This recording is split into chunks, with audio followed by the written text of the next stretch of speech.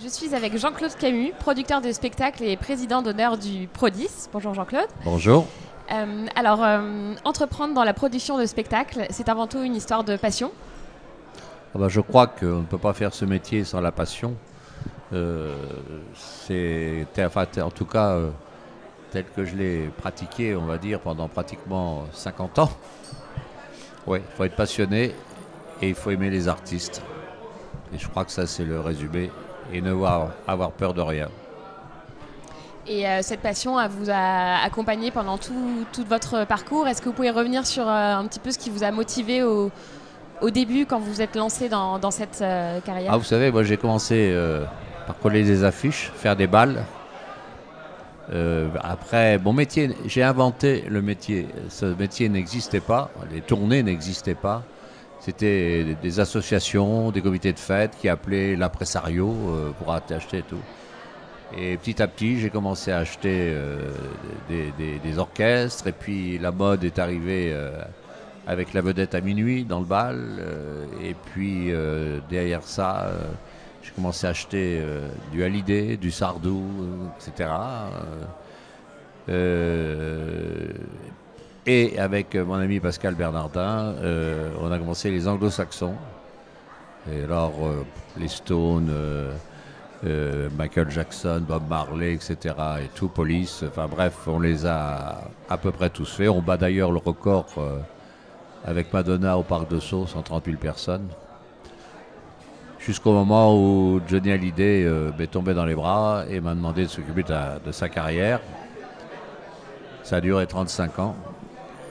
Et Sardou pratiquement autant, et bien d'autres artistes qui ont défilé.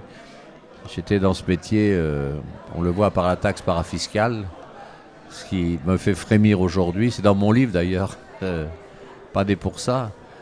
J'ai représenté une année 33% du chiffre d'affaires des spectacles de toute la France. Vous imaginez l'entreprise que j'avais. Partant de rien, en couchant à la gare de Lyon à mon arrivée à Paris. Voilà. Alors justement, est-ce que entreprendre, c'est faire des risques, en fait, faire le choix de suivre un artiste au début de sa carrière, c'est savoir prendre des risques. Est-ce que cette prise de risque a été importante pour vous au départ quand vous avez rencontré tous ces artistes? Ma vie n'a été faite que de risques, en fait, car ça n'a pas été une progression tranquille en montant. Ça a été vraiment la dent de scie, mais la dent de scie avec je tombais et à chaque fois je montais un tout petit peu plus haut jusqu'à arriver en haut.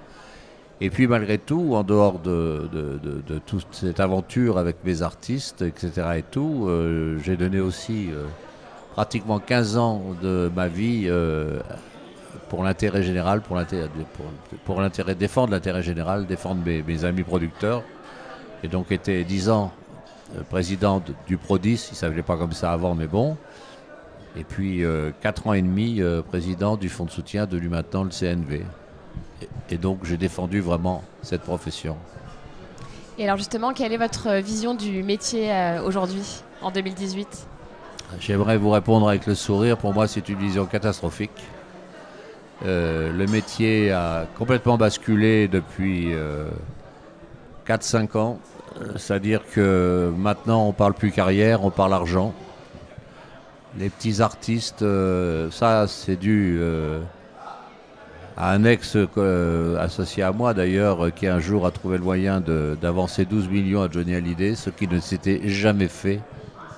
Et tout. Et ça a donné beaucoup d'idées aux avocats spécialisés qui se sont engouffrés dans la brèche. Et maintenant, un jeune artiste arrive et on demande tout de suite des avances, des garanties, etc. On parle argent. On ne parle plus carrière. Voilà. Et derrière ça également, les anglo-saxons qui ont compris qu'il n'y avait pas beaucoup de solidarité entre les diffuseurs de leurs spectacles et qui ont réduit petit à petit les marges jusqu'à vouloir faire disparaître les promoteurs locaux. Voilà, tout ça est un peu sombre, je dois dire. Et puis aussi les grands groupes qui maintenant, donc, encore, je pense, 2-3 ans, il n'y a plus un indépendant. Ce ne vont être que des grands groupes. Et alors, quelles seraient les solutions pour venir en aide aux petits acteurs et aux artistes émergents ? Ah, les solutions, j'avoue que je les ai plus. Je suis bien fatigué de voir tout ça. Vous savez, à une époque, on parle du crédit d'impôt, là, au syndicat. C'est moi qui, pour ça, on a une petite célébrité dans ce métier. C'est quand même moi qui ai obtenu la baisse du taux de TVA de 7% à 2,10 à une époque, le doublement de la taxe fiscale, etc. Maintenant, les solutions, je pense qu'il faut qu'on aille au fond du trou et que les artistes se rendent compte que le métier, c'est pas que de l'argent et qu'il y a souvent ces avocats spécialisés qui sont de mauvais oiseaux autour d'eux et qui sont en train de fausser. Mais là, je pense qu'il faut aller jusqu'au fond du trou. Et à un moment ou un autre, je pense que ça va rebondir. Bah, on espère que ça viendra très vite. Merci beaucoup Jean-Claude. Merci. C'est une excellente Merci journée, bien. à bientôt. Merci.